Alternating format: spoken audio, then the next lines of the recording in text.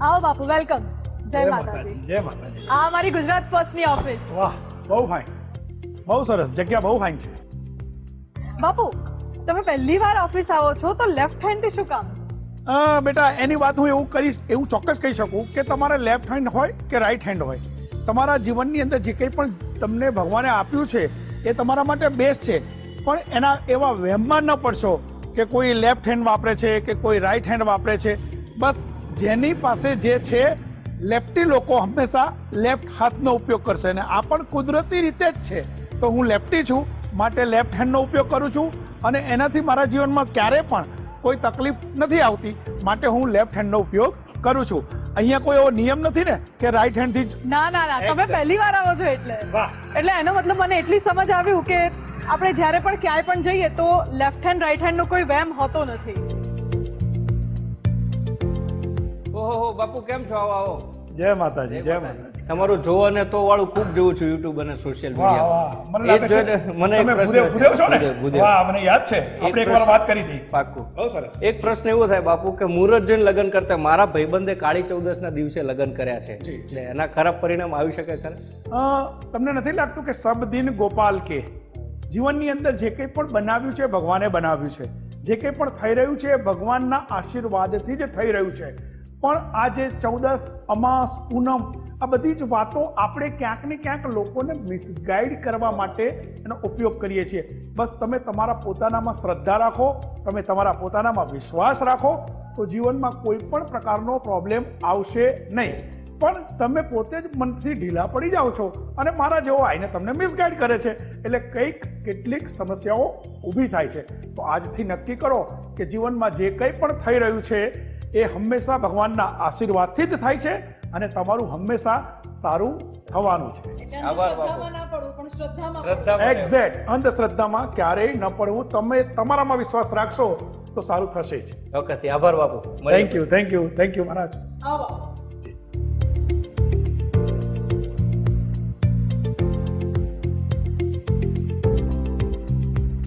વાહ, આ અમારો સ્ટુડિયો છે. બહુ ફાઇન, બહુ જ ફાઇન. શું જાગતી જગ્યા છે. અમે હંમેશા એવું કહીએ છીએ, વાસ્તુ એક્સપર્ટ તરીકે અમે હંમેશા એવું કહીએ છીએ કે જગ્યા જાગતી હોવી જોઈએ. જાગતી હોવી જોઈએ એનો મતલબ એ નથી કે તમને આમાં કંઈક નવું લાગે, જુદું લાગે, પણ અહીંયા કામ કરનાર વ્યક્તિને જ્યારે કંટાળો નથી આવતો, અહીંયા કામ કરનાર વ્યક્તિને જ્યારે એમ થાય છે કે હું સતત કામ કર્યા કરું અને દુનિયાને લોકોને સારું આપતો જાઉં, તો એટલું યાદ રાખજો કે આ જાગતી જગ્યા હોય તો જ થાય. આ જગ્યા એટલી બધી સુંદર છે, મને ખરેખર મજા આવી ગઈ અહીંયા આવીને, અને હું ભગવાનને પ્રાર્થના કરું કે મને વારંવાર અહીંયા આવવાનો મોકો મળે. જીવનમાં સૌથી મોટું સ્વપ્ન કયું હોઈ શકે? પોતાના ઘરનું ઘર, સુખ, શાંતિ, સમૃદ્ધિ, પરિવાર સાથે એક સારી જિંદગી, આ સ્વપ્ન હોય. પરંતુ ઘર લેવા જઈએ ત્યારે આપણે એ જોઈએ છે કે ઘર લેતી વખતે કયા કયા પડકારો આવશે, ઘર લીધા બાદ શું થશે, ઘરનું વાસ્તુ કયા પ્રકારનું છે. ઘણી વાર એવું બનતું હોય છે કે આપણે ઘરનું ઘર તો વસાવી લઈએ, પરંતુ એ ઘર બનતું નથી, એ મકાન રહી જાય છે, કારણ કે એનું વાસ્તુ બરાબર નથી. એ વાસ્તુ વિશે આજે વાત કરવી છે. ગુજરાત ફર્સ્ટના સ્ટુડિયોમાં અત્યારે અમારી સાથે ઉપસ્થિત છે વિશ્વ પ્રખ્યાત એસ્ટ્રોલોજર કહો તમે, કે પછી એક ન્યુમેરોલોજી કહો, કે પછી વાસ્તુશાસ્ત્ર, શૈલેન્દ્રસિંહજી વાઘેલા બાપુ અમારી સાથે ઉપસ્થિત છે. બાપુ, સ્વાગત છે અમારા સ્ટુડિયોમાં. બાપુ, સૌથી પહેલા મારે ઘર વિશે પૂછવું છે, કારણ કે આજકાલ ઘણી બધી નવી સ્કીમ્સ આવે છે અને હવે તો મોડર્ન લાઈફસ્ટાઈલ થઈ ગઈ છે, બધાની થિંકિંગ મોડર્ન થઈ ગઈ છે. પરંતુ શું આપણી રોજિંદી લાઈફમાં, આપણા ઘરની સુખ, શાંતિ, સમૃદ્ધિમાં વાસ્તુનું કોઈ મહત્વ હોઈ શકે? વાસ્તુના કારણે કોઈ પડકાર આવી શકે? વાસ્તુ એટલે એ યાદ રાખવું જરૂરી છે કે હંમેશા આપણે બધા એવું જ માનીએ છીએ કે વાસ્તુ એટલે પૂજા પાઠ હોય, ભજન હોય, ભોજન હોય અને પછી તમે ત્યાં રહેવા જાઓ. પણ તમે હમણાં બહુ સરસ વાત કરી કે મકાન અને ઘર એમાં બહુ ફરક છે. મકાન એટલે તમે જે ચણતર કરીને રહેવા જાઓ છો એ મકાન છે, પણ તમે જ્યારે એમાં વસો છો, વસવાટ કરો છો અને એકબીજાની સાથે ખૂબ સારી રીતે સંબંધ રાખીને રહો છો, એને તમે ઘર કહી શકો. તો વાસ્તુ અથવા તો તમે જ્યારે એમ કહો છો કે ઘર કેવું હોવું જોઈએ, તો એટલું યાદ રાખજો કે આ ત્રણ વસ્તુ ઘર લેવા જાઓ ત્યારે યાદ રાખો: પાણી, પ્રકાશ અને પડોશ. આ ત્રણ વસ્તુ સારા તો ઘર સારું. પાણી, પ્રકાશ તો સમજાયું, પાડોશીનું ના સમજાયું. પાડોશી માટે એવું કહેવાય છે કે તમે જેના પાડોશી છો એ પાડોશીને તમે પણ પાડોશી છો. તો સૌથી પહેલાં તો એ છે કે તમે જે જગ્યાએ રહેવા જાઓ છો એ જગ્યાએ એવી રીતે રહો કે તમે કોઈને ડિસ્ટર્બ ના કરો અને કોઈ તમને ડિસ્ટર્બ ના કરે, એવી રીતે રહેવાનું રાખશો. કોઈને તમારા થકી કંઈ તકલીફ ન પડે. તમે સિવિક સેન્સ માની લો કે જે રીતે આપણે આપણા મકાનમાં રહેવું જોઈએ એ રીતે કોઈ પણ પ્રકારની કોઈને કનડગત કર્યા વગર તમે રહેશો તો જીવનમાં તકલીફ નહીં પડે. એટલે live and let others live વાળો કન્સેપ્ટ અહીંયા આપણે એપ્લાય કરવો જોઈએ. એક્ઝેક્ટ. પણ બાપુ, જ્યારે ઘર લેવા જઈએ ત્યારે વાસ્તુ પ્રમાણે સામાન્ય રીતે લોકોને વાસ્તુ કયું છે, શું છે વાસ્તુશાસ્ત્ર, એના વિશે એટલું બધું ઊંડાણપૂર્વક નોલેજ નથી હોતું. તો ઘર લેવા જઈએ તો બેઝિક કઈ કઈ વસ્તુઓનું ધ્યાન રાખવું જોઈએ વાસ્તુ પ્રમાણે? બહુ સરસ વાત કરી. તમે જ્યારે ઘર લેવા જાઓ છો ત્યારે તમારા સબકોન્શિયસ માઇન્ડમાં ક્યાંક તો એવું છે જ. કારણ કે અત્યારે શું થાય છે, સોશિયલ મીડિયા થ્રુ આપણે ઘણા બધા વિડીયો જોતા હોઈએ છીએ અને સોશિયલ મીડિયામાં દરેક અલગ અલગ વ્યક્તિ પોતપોતાના વિચારો પ્રમાણે, પોતપોતાના એજ્યુકેશન પ્રમાણે, પોતપોતાના સંસ્કારો પ્રમાણે તમને ગાઈડ કરવાનો પ્રયત્ન કરે છે. એવું પણ બને કે બધા જ સાચા છે એવું નથી. તો તમે એટલું યાદ રાખો કે તમારે જ્યારે ક્યારેય પણ મકાન લેવા જાઓ છો તો કોઈ પણ પ્રકારની એવી અંધશ્રદ્ધામાં ન પડશો. તમને ગમે એ મકાન લેજો. ઘણી બધી વખત એવું થાય છે કે ઘણા લોકો એવું કહે છે કે ભાઈ આ દિશાનું ન હોવું જોઈએ, આ દિશામાં જ હોવું જોઈએ. તો તમારા ભાગ્યમાં છે એ જ તમને મળે છે. એની સાથે સાથે જ્યારે તમે ફર્નિચર બનાવો છો ત્યારે વાસ્તુ બેલેન્સ કરી શકાય. બસ એટલું યાદ રાખવું જરૂરી છે કે તમે જ્યારે પણ ફર્નિચર બનાવો છો ત્યારે સાઉથમાં અને વેસ્ટમાં વજન આવે, નોર્થમાં અને ઈસ્ટમાં ઓછું વજન આવે એવું કરશો તો તમારું મકાન આપોઆપ વાસ્તુ બેલેન્સ થઈ જશે. અચ્છા, એટલે અગર આપણે કોઈ ઘરમાં ફોર એક્ઝામ્પલ એન્ટર થતા હોઈએ તો મારે બેઝિક એ સમજવું છે કે લેફ્ટ સાઈડ મંદિર હોવું જોઈએ, રાઈટ સાઈડ કિચન અને આ સાઈડ ટોયલેટ, કે પછી એ સિચ્યુએશન કયા પ્રકારની હોવી જોઈએ આઈડિયલી વાસ્તુ પ્રમાણે? તમે જે પ્રશ્ન પૂછ્યો લેફ્ટ સાઈડ, રાઈટ સાઈડ, એને આપણે દિશાની વાત કરીશું. હા. તો મકાન તમે કેવી રીતે લો છો, કયા ફેસિંગમાં લો છો? તમે પૂર્વ દિશા, તમે જ્યારે જાઓ છો ત્યારે પૂર્વ દિશા છે, બહાર નીકળો છો એટલે પશ્ચિમ છે, તમે જાઓ છો એટલે નોર્થ છે. એટલે તમારું મકાન કઈ બાજુ, કઈ દિશામાં ને કેવી રીતે છે એ એક જનરલ વાત આપણે અત્યારે કરી શકીએ.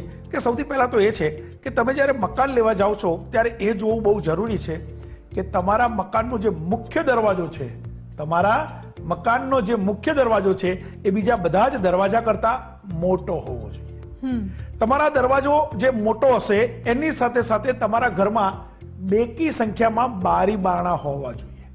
જો આટલો નિયમ ખાલી યાદ રાખશો ને તો હું એવું માનું છું કે ઘણી બધી જગ્યાએ વાસ્તુ ઇમ્બેલેન્સ થતું હશે તો આપોઆપ વાસ્તુ બેલેન્સ થઈ જશે. ઓકે, અગર વાસ્તુ ઘણા એવા ઘર હોય છે આજકાલ મોડર્ન લાઈફસ્ટાઈલમાં કે અગર વાસ્તુ પ્રમાણે ના પણ હોય અને તેની અસર સામાન્ય રીતે માણસના મગજ પર, ઘરની શાંતિ પર જોવા મળતી હોય છે, તો શું કરી શકાય? પહેલા તો એ છે કે મનમાંથી વેમ કાઢી નાખો. કોઈ મારા જેવો આવીને એમ કે તમને આવીને કે ભાઈ તમારું વાસ્તુ ઇમ્બેલેન્સ છે કે ક્યાંક ને ક્યાંક વાસ્તુ પ્રમાણે તમારું ઘર નથી, એટલે તમારા મનની અંદર સબકોન્શિયસ માઇન્ડમાં એવી વાત આવી જાય છે કે હવે તો આવી બન્યું, હવે તો તકલીફોના પાર નહીં રહે. તો પહેલા મનમાંથી એ કાઢી નાખો. કારણ કે તમારા ભાગ્યમાં જે છે, તમારા ભાગ્યમાં છે એ જ ભગવાને આપ્યું છે, એટલે એ ચિંતા રહેવા દો. પણ હવે માની લો કે તમારા મનમાં એમ થાય છે કે ભાઈ આમાં ક્યાંક કંઈક એવું છે, તો જનરલ એવી વસ્તુ છે કે તમે તમારા ઘરમાં મીઠાના પાણીના પોતા કરો. મીઠાના પાણીના પોતા કરો. એ સિવાય તમારું જે ટોયલેટ બાથરૂમ છે એ જગ્યાએ મીઠું મૂકો. તમારે ત્યાં પૂજા છે, પૂજામાં સ્વચ્છતા રાખો. તમારું જે રસોડું છે ત્યાં સ્વચ્છતા રાખો. તો આપોઆપ તમારા ઘરનું વાસ્તુ બેલેન્સ થઈ જશે. ઓકે, એટલે એના માટે કોઈ સ્પેશિયલ પૂજા કરવાની જરૂર? કોઈ જરૂર નથી. કોઈ ખર્ચો કરવાની જરૂર નથી. કોઈ એવી વ્યક્તિ પાસે જવાની જરૂર નથી કે જે પોતે દુઃખી હોય અને તમને સુખી કરે. એવા કોઈ વહેમમાં પડવાની જરૂર નથી. તમારી જાતે જ તમે નક્કી કરો કે આ જ જગ્યા મને શુભ ફળ આપશે, પણ એની સાથે સાથે આ મકાન ખૂબ સારી રીતે રહેવાય એવું મારે કરવું છે. તો આટલા પ્રયોગો કરશો તો તમે સારી રીતે રહી શકશો. બાબુ, મને એક સવાલ થાય કે ઘણા બધા ઘર એવા હોય છે, ઘણા બધા લોકો એવા હોય છે કે વાસ્તુ લોકો આવીને એમ કહી જાય કે તમારા ઘરમાં તો વાસ્તુ ઇમ્બેલેન્સ છે, આ દોષ છે, આ દોષ છે, આ દિશામાં તમે આરીસો રાખો, આ દિશામાં તમે ઘોડાના ફોટો રાખો, આ દિશામાં તમે આવો ફોટો રાખો તો આમ બધું થશે. તો આને તમે કેવી રીતે જુઓ છો? જો તમારી વાતમાં અત્યારે હું અરીસાની અને ઘોડાના ફોટાની વાત કરું તો સાચી વાત એ છે કે એવા ચિત્રો રાખવા જોઈએ ઘરની અંદર. એવા ચિત્રો રાખવા જોઈએ. ઘણા બધા એવા લોકો ફોટા લગાડે છે કે કોઈ વિકરાળ પુરુષ હોય કે વિકરાળ સ્ત્રી હોય એનો ફોટો ન લગાવાય. તમે તમારા ઘરની અંદર વિકરાળ જંગલી પ્રાણીના ફોટા ન લગાડી શકો. તમારે ઘરમાં ફોટો જ લગાડવો છે, 7 ઘોડાનો ફોટો લગાડવો છે અથવા તો ઘોડાનો ફોટો લગાડવો છે તો ઘોડો તમારા ઘરની બહાર જતો હોય એવો જો ફોટો લગાડશો તો તમને તમારા ઘરમાં વાસ્તુ દોષ નહીં લાગે. એના સિવાય મિરર, તો મિરર હંમેશા સાઉથની વોલ પર હોવું જોઈએ. સાઉથની વોલ પર મિરર લગાડશો તો તમે જ્યારે મિરરમાં ઉભા રહો છો ત્યારે તમે સુંદર દેખાશો. માટે મિરર પણ સાઉથની વોલ પર હોવું જોઈએ. ઓકે, મિરર ને સુંદરતાને લેવા દેવા છે, મને આજે ખબર પડી. Thank you. 100% મિરરને અને સુંદરતાને લેવા દેવા છે, કારણ કે 90% લોકો જ્યારે મિરરની સામે ઉભા રહે છે, બેટા તમે બહુ જ બ્યુટીફુલ છો. તમે પણ જ્યારે અત્યારે તૈયાર થઈને આવ્યા હશો તો સ્વાભાવિક છે કે મિરરમાં જોઈને થયા હશો. તો મિરર હંમેશા આપણા માટે એવું સ્થાન છે કે ત્યાં ગયા પછી આપણને એવું લાગે છે કે આજે હું કેવી દેખાતી હઈશ કે કેવો દેખાતો હઈશ. તો મિરર જ્યારે સાઉથમાં હશે તો તમે એમાં સુંદર દેખાશો અને દેખાશો. ઓકે, સો બાપુ, વાસ્તુની અસર શું આપણા ઘરના ઓરા પર, વાતાવરણ પર કે આપણા મગજ પર પડે? બેટા, જગ્યાના વાઇબ્રેશન્સ હોય છે. કોઈક વખત કોઈક જગ્યાએ જાઓ તો એ જગ્યા તમને બહુ ગમે. કોઈક વખત કોઈ જગ્યાએ જઈએ છીએ તો આપણને બહુ ગમે છે, અને કોઈક જગ્યાએ એમ જઈએ તો એમ થાય કે હવે અહીંયાથી જલ્દી નીકળીએ. તો જગ્યાના વાઇબ્રેશન્સ હોય છે, એમ વ્યક્તિના ઓરા હોય છે. અને ઓરા એટલે નિયત. તમારી પાસે આવનાર વ્યક્તિની નિયત કેવી છે એ તમે થોડી વાર એની સાથે વાત કરશો, એની સામે જોશો તો તમને પણ ખબર પડશે. પણ એ જજ કરતા તમને આવડતું હોવું જોઈએ. ડેફિનેટલી એ જજ કરવાની ક્ષમતા આઈ થિંક દરેક સ્ત્રીઓને તો ખાસ હોય છે, સિક્સ સેન્સ હોય છે. યસ. અને બાપુ, વાસ્તુની જ વાત જ્યારે ચાલતી હોય, ઘણા બધા સવાલો છે. ઘરની અંદર કઈ દિશામાં આઈડિયલી આપણે મંદિર રાખવું જોઈએ, એ સવાલ સૌથી મોટો સતાવે. ઘણા લોકો એમ કે સૂર્ય ઉગે એ દિશા પર હોવો જોઈએ, ઘણા લોકો એમ કે પૂર્વ દિશા પર હોવો જોઈએ. તો એ કેવી રીતે? એવું છે, હું હંમેશા કહું છું કે આપણી 10 દિશા છે, 10 દિશામાં પૂર્વ દિશા એ બહુ જ પવિત્ર દિશા છે. પણ મારા માટે તો બધી દિશા પવિત્ર છે. મારા માટે તો દક્ષિણ પણ પવિત્ર છે, પશ્ચિમ પણ પવિત્ર છે. પણ સાચી વાત એ છે કે આપણે બધા જ પૂર્વ દિશાને, એટલે સૂર્ય જે જગ્યાએ ઉગે છે એને વધારે માનીએ છીએ. તો સૂર્ય ઉગે છે એ જગ્યા એટલે કે પૂર્વ દિશા તરફ તમે મોઢું કરીને ઉભા રહો અને તમારો ડાબો હાથ પૂર્વ દિશા તરફ મોં કરીને ઉભા રહો, અને તમારો ડાબો હાથ જ્યાં જાય એ અને મોઢાની વચ્ચેનો જે ખૂણો છે એટલે ઈશાન ખૂણો કહેવાય. એ ઈશાન ખૂણામાં તમે સૂર્ય ઉગે છે એ તરફ ભગવાન મૂકી શકો, અને તમે જ્યારે એની સામે બેસો તો સૂર્યના કિરણો તમારા મોઢા ઉપર પડે એ સિચ્યુએશનમાં બેસો તો એ તમારી યોગ્ય સિચ્યુએશન થઈ કહેવાય. ઓકે, અને સિચ્યુએશન અને ઓરાની આપણે વાત કરી. બાપુ, પણ જો ઘરમાં વાસ્તુ દોષ હોય કે પછી વાસ્તુમાં પ્રોપર એડજસ્ટમેન્ટ ના હોય તો શું તેની અસર સંબંધો પર, ઘરમાં રહેતા વ્યક્તિઓ પર, લગ્ન જીવન પર પડતી હોય છે? જ્યારે તમારી ઘરની અંદર હસબન્ડ વાઈફ વચ્ચે ડિફરન્સ ઓફ ઓપિનિયન હોય, ઘરમાં આવક ઓછી થતી હોય, ઘરમાં માંદગી લાગતી હોય, તો એવે વખતે લોકોના મનની અંદર એવું થાય છે કે શું આપણા ઘરમાં વાસ્તુ બરાબર નહીં હોય, વાસ્તુ દોષ હશે. પણ એ પહેલા એ યાદ રાખવું બહુ જ જરૂરી છે કે તમારા સંબંધોમાં જો તકલીફ પડતી હોય તો પતિ પત્ની વચ્ચે સંબંધોમાં તકલીફ પડે છે તો પતિ પત્નીને માન આપવાનું ચાલુ કરો, એકબીજાને સમજવાનું ચાલુ કરો અને એકબીજાની સાથે વાત કરવાનું ચાલુ કરો. સારી રીતે વાત કરશો તો કદાચ કોઈ સમસ્યા નહીં આવે. આર્થિક સમસ્યા છે તો આર્થિક સમસ્યા માટે બસ માત્ર એટલું કરો, નૈઋત્ય ખૂણામાં તમારા ઘરની તિજોરી મૂકો અને એ તિજોરીમાં તમે પૈસા મૂકશો તો આર્થિક સમસ્યા દૂર થશે. હવે માંદગી છે તો માંદગી જ્યારે આવતી હોય તો એ વાત યાદ રાખવી જરૂરી છે કે તમારા ઘરમાં જો સ્વચ્છતા હશે તો માંદગી નહીં આવે. અને માની લો કે આપણા ઘરની અંદર વડીલો છે અને એ વડીલો જે રૂમમાં સૂવે છે એ રૂમની અંદર દવા મૂકો છો તો ડ્રોઅરમાં દવા મૂકો, ક્યારે પણ કોઈ ટેબલ ઉપર દેખાય એવી રીતે દવા નહીં મૂકો તો માંદગી જતી રહેશે. એનું રીઝન શું? આપણે ઘણી જગ્યાએ જોયું છે. રીઝનમાં એવું છે કે જ્યારે તમે દવા તમારા ટેબલ ઉપર મૂકો છો એટલે સતત તમને દેખાય છે દવા, ત્યારે તમે ક્યાંક ને ક્યાંક એ મનમાંથી નીકળતી નથી કે આ દવા લેવાની છે, આ દવા લેવાની છે. પણ તમે જ્યારે તમારે દવા લેવાની છે યાદ રાખો એ વખતે તમે ડ્રોઅરમાંથી કાઢો, પણ તમારી સામે નહીં દેખાય તો ધીરે ધીરે તમે એમાંથી બહાર નીકળતા જશો. તમને ખબર છે ઘણી વખત આપણને ભૂખ ન લાગે ઘણી વખત આપણને એવું લાગ્યું કે ના ના મને ભૂખ નથી લાગી, પણ જેવા તમે ઘરમાં ગયા અને સ્મેલ આવી એટલે તરત જ તમને ભૂખ લાગવા માંડે છે. એવી રીતે દવા માટે પણ એવું છે કે દવા જ્યારે તમારી સામે જ પડી હશે તો તમે એ માંદગીમાંથી બહાર નીકળી શકશો નહીં. ઓકે. અને બાપુ, અગાઉ આપણે તિજોરીની વાત કરી, ઘરની તિજોરી, એવા પણ સવાલો ઉઠતા આવ્યા છે અને અમે પત્રકારો છે, ઘણી બધી જગ્યાએ જઈએ રિપોર્ટિંગ કરવા એટલે ખબર પડે ઘણા લોકોને એવા સવાલો હોય કે સામાન્ય રીતે ઘરમાં પૈસા કેવી રીતે વધે, ઘરમાં લક્ષ્મી કેવી રીતે ટકે. પૈસા તો બધાને જોઈએ છે અને પૈસા તો હોવા જ જોઈએ. હું હંમેશા કહું છું કે ઉनको તો દેના હૈ, ઉनको તો દેના હૈ, હમે લેના નહીં આતા. તમે નક્કી કરો કે મારા જીવનમાં હંમેશા સુખ આવશે, મારા જીવનમાં હંમેશા આર્થિક પરિસ્થિતિ સુધરશે તો સુધરશે, પણ તમે પોતે જ નર્વસ થઈ જાઓ છો, તમે પોતે જ એવું નક્કી કરો છો કે ના ના આ તો મારાથી નહીં થાય, અથવા તો તમે ક્યાંક ને ક્યાંક કોક મારા જેવો આવીને કહી જાય કે તમારા જીવનમાં આ ગ્રહોની તકલીફ છે, તમારા ઘરની અંદર આ વાસ્તુ દોષ છે, એટલે એમાંથી તમે બહાર નથી નીકળતા, માટે તમે બીજું વિચારી નથી શકતા. તો સૌથી પહેલી વાત તો એ છે કે તમે જ્યારે સારું અને સાચું વિચારવાનું શરૂ કરશો, તમે સૂર્યના દર્શન કરવાનું શરૂ કરશો, તમે વહેલા ઉઠવાનું શરૂ કરશો, તમારી લાઈફ રેગ્યુલર જીવવાની શરૂ કરશો, તો ચોક્કસ પૈસા આવશે અને તમારું જીવન સારું જશે. પૈસા આવશે અને એ પૈસાને ઘરમાં ટકાવવા માટે વાસ્તુનો કોઈ રોલ? ચોક્કસ. જો તમારી પાસે પૈસા આવે છે, ઘણા એવા પ્રશ્ન છે કે પૈસા તો બહુ આવે છે પણ ટકતા નથી, તો ટકતા નથી તો એટલું કરો. હું ફરી કહું, નૈઋત્ય ખૂણામાં તમારા ઘરમાં તિજોરી મૂકો અને એ તિજોરીમાં પીળા કલરનું વસ્ત્ર પાથરી અને એમાં જે પૈસા આવે છે એ મૂકશો તો ખોટા વપરાશે નહીં, ખોટા ક્યાંય જશે નહીં, ખોટો ખર્ચો થશે નહીં અને ચોરાશે નહીં. તો નૈઋત્ય ખૂણામાં તિજોરી મૂકી પીળા કલરના કપડા ઉપર જો તમે પૈસા મૂકશો તો એ ધન વધશે, વધશે અને વધશે. અને આપણે હમણાં ગ્રહોની વાત કરી, ઘણી બધી જગ્યાએ એવું સાંભળવા મળે, ઘણા લોકો આપણને એમ કહે કે તમને આ ગ્રહનો દોષ છે, તમારે આ કરવું જોઈએ, શનિવારે તમે ભગવાન શનિના મંદિરમાં જાઓ, બુધવારે તમે આવું કરો, તો શું એ બધું કરવાથી બધા દોષો જતા રહે? આમ જનરલી એવું છે કે મંદિરમાં જવું જોઈએ, મંદિરમાં જવાની ના નથી, પણ મંદિરમાં કોઈ સ્ટ્રેસ સાથે કે કઈ એવી ઈચ્છા સાથે કે હું મંદિરે જઈશ તો મારું સારું થશે, એ વાત ખોટી. ઘણા બધા લોકો એવું માનતા હોય છે, ભગવાન પૈસો તો હાથનો મેલ છે, હે ભગવાન મને પૈસાની નથી પડી, પણ હું તો માત્ર તમારા દર્શન કરવા આવું છું. આવા ખેલ કરે છે, પછી જેવા વળે તરત જ ફોન કરે પેલા પૈસાનું શું કર્યું.